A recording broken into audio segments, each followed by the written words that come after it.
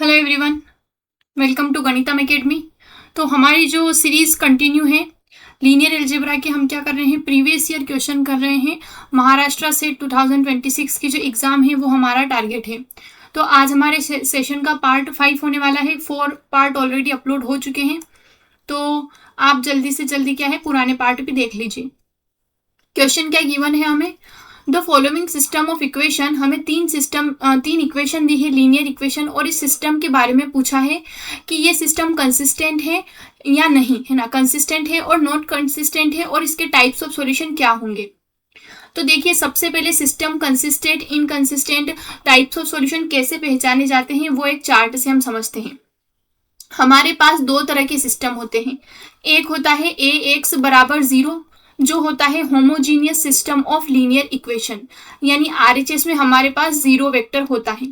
एक होता है ए एक्स बराबर बी, और ये होता है non homogeneous system of equation. Question में हमें कैसा गिवन है, क्वेश्चन में नॉन होमोजीनियस गिवन है। तो नॉन होमोजीनियस में क्या कंडीशन होती है, नॉन होमोजीनियस में हम क्या करते हैं, 3 कंडीशन हमारे पास निकल के आती है। सबसे पहली स्टेप में हम क्या करते हैं, ए ऑगमेंटेड बी मैट्रिक्स बनाते हैं। कैसी मैट्रिक्स बनाते हैं, ए ऑगमेंटेड बी। तो अगर मान लीजिए हमारी मैट्रिक्स जो ए बनी है उसकी रैंक और जो ए ऑगमेंटेड मैट्रिक्स बनी है उसकी रैंक, दोनों की रैंक क्या है, इक्वल नहीं आती है। इक्वल ही नहीं आती है, कम कितनी आती है, ज्यादा कितनी कम आती है वो नहीं, इक्वल ही नहीं आती है। तो हम कहेंगे कि सिस्टम हमारा इनकंसिस्टेंट है। कैसा है, इनकंसिस्टेंट है, और इस कंडीशन में हमारे पास सिस्टम का कोई सॉल्यूशन नहीं है, नो सॉल्यूशन इस कंडीशन में हमारे पास होता है। अब सेकेंड कंडीशन हमारे पास आती है कि रैंक ऑफ ए और rank of A augmented B बराबर तो हो जाती हैं, लेकिन पहली कंडीशन क्या है, पहली कंडीशन ये है कि अगर इन दोनों की रैंक n के बराबर हो जाती है, मतलब जितने अननोन हमारे पास हैं, अननोन मतलब जैसे इस सिस्टम में x, y और z हैं, तो 3 अननोन हमारे पास हैं। तो जितने हमारे पास अननोन हैं अगर उतनी ही रैंक हो जाती है तो हम कहेंगे कि सिस्टम कंसिस्टेंट है। कैसा है, कंसिस्टेंट है, और सिस्टम के पास यूनिक सॉल्यूशन है। सिस्टम यूनिक सॉल्यूशन रखता है और सिस्टम कंसिस्टेंट है। लेकिन अगर इन दोनों की रैंक बराबर तो है, लेकिन किससे कम हो जाती है, n से कम हो जाती है।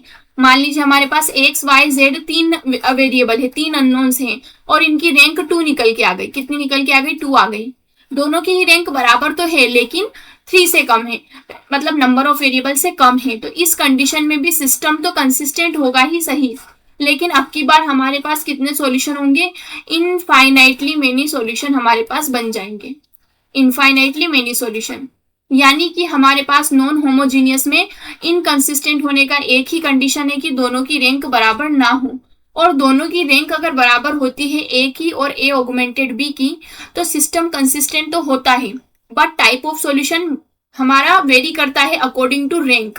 क्या दोनों की रैंक अननोन के बराबर है, अगर अननोन के बराबर है तो फुल रैंक है, मतलब यूनिक सॉल्यूशन है, और अगर अननोन से छोटी है तो इनफाइनाइटली मेनी सॉल्यूशन है। तो ये हमारा बिहाइंड द कॉन्सेप्ट है, इस कॉन्सेप्ट का यूज हम यहाँ पर करने वाले हैं। ओके, तो सबसे पहले हम ए एक्स इक्वल बी फॉर्म का इसे लिखेंगे। ए क्या है, कोफिशिएंट मैट्रिक्स, एक्स का कोफिशिएंट, वाई का कोफिशिएंट, जेड का कोफिशिएंट, एक्स का कोफिशिएंट, वाई का कोफिशिएंट, जेड का कोफिशिएंट, एक्स का कोफिशिएंट, वाई का कोफिशिएंट और जेड का कोफिशिएंट, और बी ये हो गई हमारी ए। एक्स क्या है, अननोन्स की मैट्रिक्स, एक्स, वाई और जेड, और बी क्या है, हमारी आरएचएस वाली मैट्रिक्स। ठीक है, तो अब हम क्या करेंगे, ए ऑगमेंटेड बी हम बनाएंगे। वो कैसे बनाते हैं, ए को लिखते हैं और बीच में एक लाइन खींचकर क्या करते हैं, बी को लिख देते हैं। तो ये हमारा बन जाता है ए ऑगमेंटेड बी टाइप का मैट्रिक्स। अब इनकी रैंक हम कैसे चेक करेंगे, इनकी रैंक हम रो एक्लन फॉर्म से जाएंगे, हमें पाइवोट बनाने हैं। तो सबसे पहले देखिए, पाइवोट बनाने के लिए मुझे यहाँ 0 बनाना है, यहाँ 0 बनाना है और यहाँ 0 बनाना है।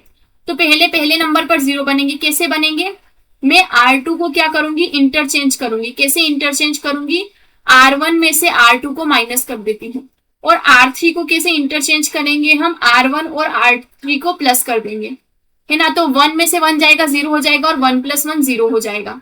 यानी पहली कंडीशन, पहली वाली रो तो हमारी सेम ही रहेगी, इसमें कोई चेंज नहीं आएगा।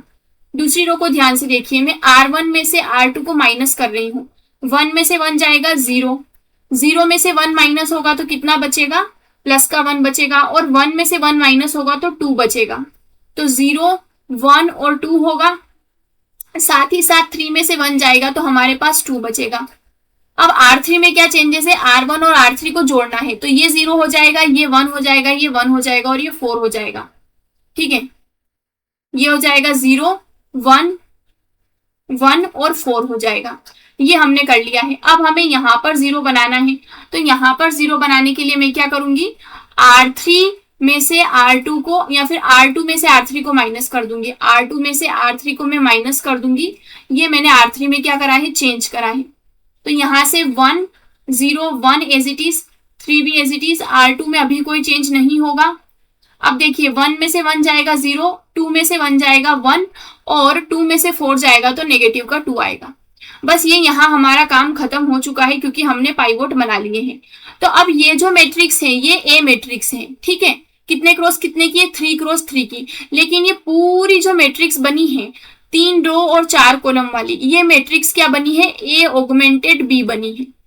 तो यहां से देखिए सिर्फ ए मैट्रिक्स को देखिए, इसमें तीनों पाइवोट हमें मिल चुके हैं, मतलब ए की रैंक तो कितनी मिल गई है, हमें 3 मिल गई है। अब इस पूरी ए ऑगमेंटेड बी को देखिए जिसमें 3 रो और 4 कॉलम है, इसकी रैंक भी कितनी है, 3 लीनियरली इंडिपेंडेंट रो मिली है, मतलब इसकी रैंक भी कितनी है, 3 है। यानी ए ऑगमेंटेड बी की रैंक भी 3 है। तो हमें क्या रिजल्ट मिला है कि रैंक ऑफ ए किसके बराबर है, rank of A augmented B के बराबर है। साथ ही साथ जितने हमारे पास अननोन है उतनी ही हमारे पास रैंक निकल के आई है, मतलब सिस्टम कंसिस्टेंट भी है, साथ ही साथ इसके पास क्या है, यूनिक सॉल्यूशन भी है। आया आपको समझ में। और ये यूनिक सॉल्यूशन हम निकालेंगे कैसे, सपोज करिए अगर हमसे सॉल्यूशन पूछ लिया जाए तो हम क्या करेंगे, हम लगाएंगे बैकवर्ड सब्सटीट्यूशन। हम बैकवर्ड सब्सटीट्यूशन लगाकर क्या करेंगे, यहां से एक्स वाई जेड की वैल्यू निकाल सकते हैं। जैसे हमारा ऑगमेंटेड फॉर्म क्या बना है, 1, 0, 1, 3 बना है, 0, 1, 2, 4 बना है, 0, 0, 1 और -2 बना है। आई एम नॉट इनकरेक्ट, एक मिनट चेक कर लेते हैं, लेट मी चेक इट। 0, 2, 2 बना है, 2 बना है ना, यहाँ पर 2 है।